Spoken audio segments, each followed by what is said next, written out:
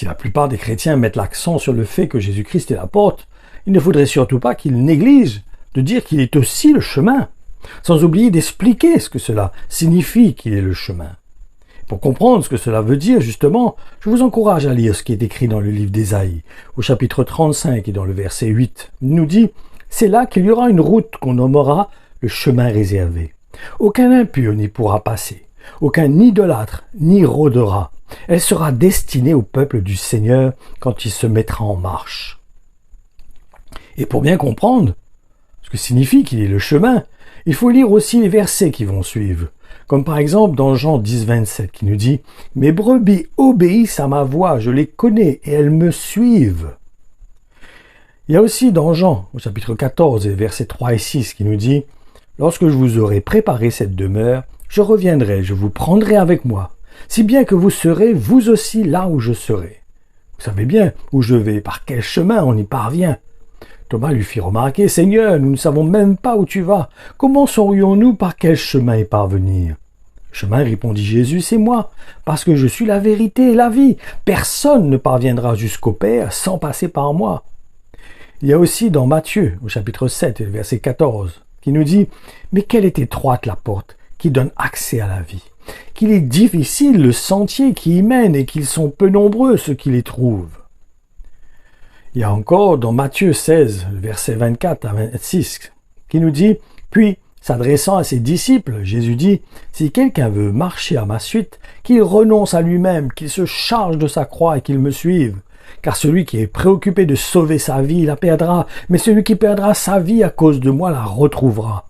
Si un homme parvient à posséder le monde entier, à quoi cela lui sert-il s'il perd sa vie? Que peut-on donner pour racheter sa vie ?»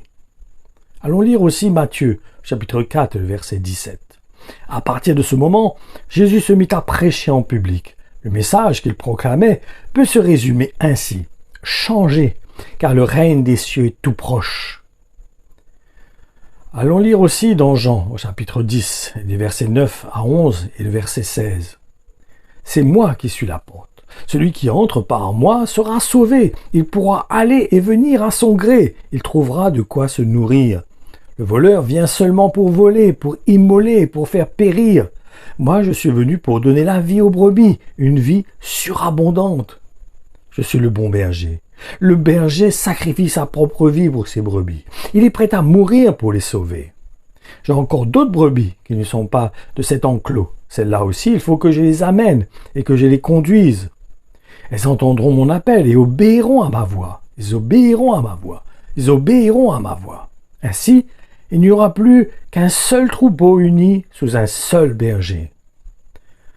Éphésiens 2,18 nous dit « C'est en effet par le Christ que nous tous, juifs et non-juifs, nous pouvons nous présenter devant Dieu le Père grâce au même Saint-Esprit. » Après, c'est important aussi de lire ce que nous dit dans la lettre aux Hébreux, au chapitre 9, et du verset 7 à 15, où il explique quelque chose qui est important à saisir. Mais seul le grand prêtre entre dans la seconde partie du tabernacle, et il le fait qu'une fois par an. Il doit y apporter du sang d'animal qui offre à Dieu pour lui-même et pour les fautes que le peuple a commises involontairement. Le Saint-Esprit montre ainsi que le chemin du lieu très saint n'est pas encore ouvert aussi longtemps que subsiste la première tente. C'est là une image qui se rapporte au temps présent. Elle signifie que les dons et les sacrifices d'animaux offerts à Dieu ne peuvent pas rendre parfait le cœur de quiconque pratique ce culte. Il y est question seulement d'aliments, de boissons et de diverses cérémonies de purification. Il s'agissait de règles d'ordre matériel, qui n'étaient valables que jusqu'au temps où Dieu réforma toutes choses. Mais le Christ est venu comme grand prêtre des biens déjà présents. Il a pénétré dans une tente plus importante et plus parfaite, qui n'est pas construite par des hommes, autrement dit, qui n'appartient pas à ce monde créé. Quand le Christ est entré une fois pour toutes dans le lieu très saint, il n'a pas offert du sang de bouc ou de veau, il a offert son propre sang, et nous a ainsi délivrés définitivement de nos péchés. Le sang des boucs et des taureaux et les cendres de la vache brûlée que l'on répand sur les personnes impures par rapport au rite les purifient de cette souillure extérieure. S'il en est bien ainsi, combien plus efficace encore doit être le sang du Christ. Par l'Esprit éternel, il s'est offert lui-même à Dieu comme sacrifice parfait. Son sang purifiera notre conscience des actions néfastes pour que nous puissions servir le Dieu vivant. Voilà pourquoi le Christ est l'intermédiaire d'une alliance nouvelle, afin que ceux qui ont été appelés par Dieu puissent recevoir les biens éternels qu'il a promis aux siens. Ils le peuvent parce qu'une mort est intervenue, grâce à laquelle les humains sont délivrés des fautes commises sous la première alliance. À travers de ces versets, nous voyons que c'est un chemin. Christ est une porte, mais aussi un chemin.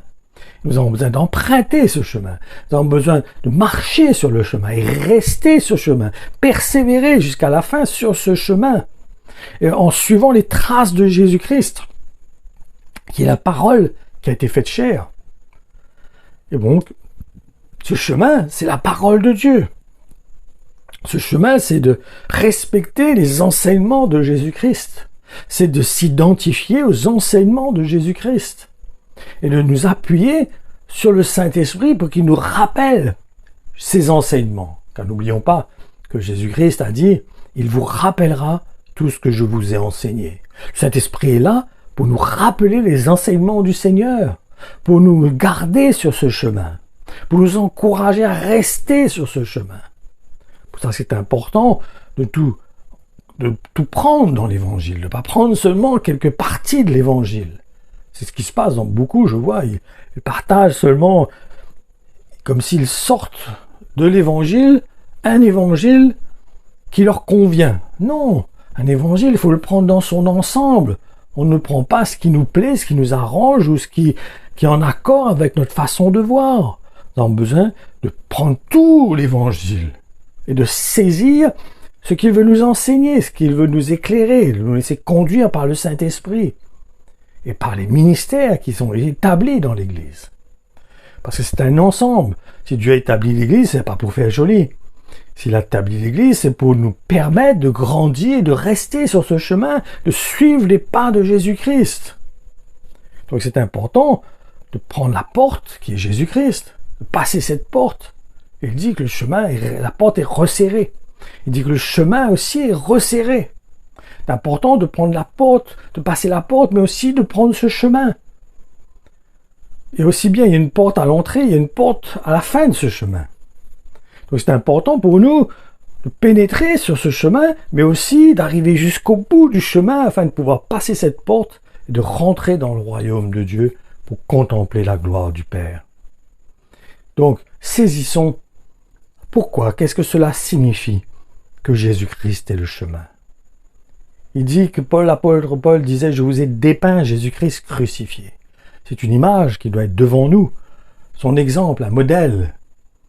Pour cela aussi que Jésus dit que celui qui veut me suivre, qu'il renonce à lui-même, qu'il porte sa croix, qu'il me suive. Il dit « Je n'ai pas d'endroit pour reposer ma tête ». Donc c'est important pour nous de saisir tout l'esprit de l'Évangile, tout l'ensemble de l'Évangile, et de saisir comment marcher sur ce chemin, comment emprunter ce chemin. Et nous ne sommes pas seuls. Il a dit, je ne suis pas seul. Vous n'êtes pas seuls. Je serai avec vous jusqu'à la fin des temps. Et lorsque nous voyons le verset qui est juste avant celui-ci, il est question de donner sa vie. Il est question de devenir un disciple, de marcher sur les pas de Jésus-Christ. Et c'est à cette condition que Jésus-Christ est avec nous, parce qu'il nous accompagne sur ce chemin. Et s'il arrive de nous écarter, il va nous pousser pour revenir sur ce chemin. Mais à partir du moment où je m'écarte totalement du chemin, c'est mon choix. Dieu ne va pas m'accompagner quand c'est comme ça. Il va m'interpeller, il va amener des situations pour m'encourager à reprendre ce chemin. Mais j'ai besoin de rester sur ce chemin, avec un cœur humble, comptant sur sa grâce,